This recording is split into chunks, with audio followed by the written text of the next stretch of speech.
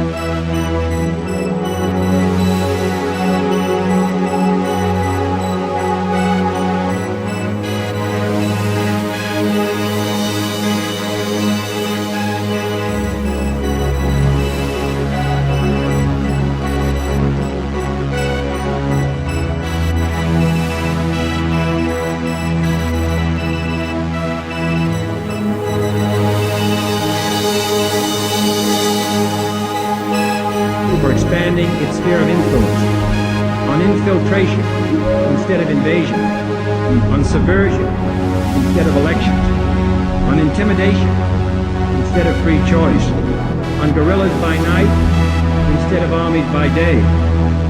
It is a system which has conscripted vast human and material resources into the building of a tightly knit, highly efficient machine that combines military, diplomatic, intelligence, economic, scientific, and political operations. Its preparations are concealed, not published. Its mistakes are buried, not headlined. Its dissenters are silenced, not praised. No expenditure is questioned, no rumor is printed, no secret is revealed. No president should fear public scrutiny of his program, for from that scrutiny comes understanding. And from that understanding comes support or opposition, and both are necessary. I am not asking your newspapers to support an administration, but I am asking your help in the tremendous task of informing and alerting the American people. For I have complete confidence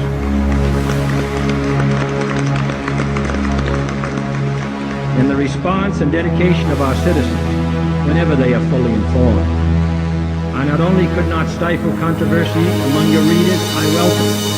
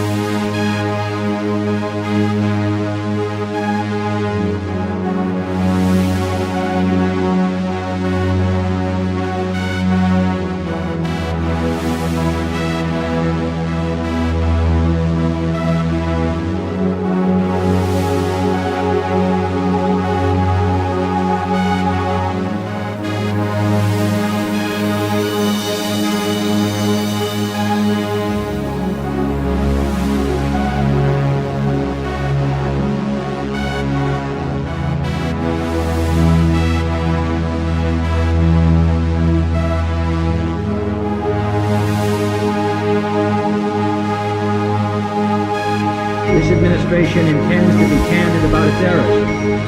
For as a wise man once said, an error doesn't become a mistake until you refuse to correct it. We intend to accept full responsibility for our errors, and we expect you to point them out when we miss them. Without debate, without criticism, no administration and no country can succeed, and no republic can survive. That is why the Athenian lawmakers Solon decreed it a crime for any citizen to shrink from controversy. And that is why our press was protected by the First Amendment, the only business in America specifically protected by the Constitution, not primarily to amuse and entertain, not to emphasize the trivial and the sentimental, not to simply give the public what it wants, but to inform, to arouse, to reflect, to state our dangers and our opportunities, to indicate our crises and our choices, to lead, mold, educate, and sometimes even anger public opinion. This means greater coverage and analysis of international news, for it is no longer far away and foreign, but close at hand and local. It means greater attention to improved understanding of the news, as well as improved transmission.